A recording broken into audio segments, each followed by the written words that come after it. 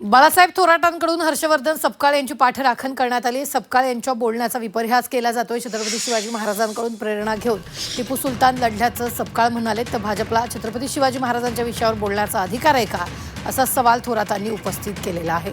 छत्रपती शिवाजी महाराजांची अवहेलना करणाऱ्या भगतसिंग कोश्यारींना पद्मभूषण दिला, त्याचा सन्मान केला।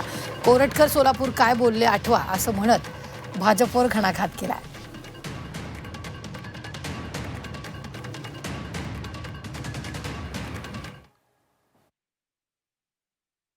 तर खरं म्हणजे त्यांच्या बोलण्याचं विपर्यास झाला असं माझं मत आहे।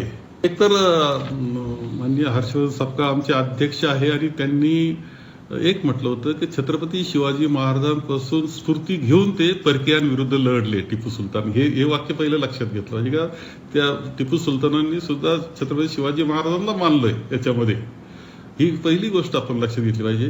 परंतु दुसरा प्रश्न माझा असा आहे की भारतीय जनता पक्षाला या विषयावर बोलण्याचा अधिकार आहे काय?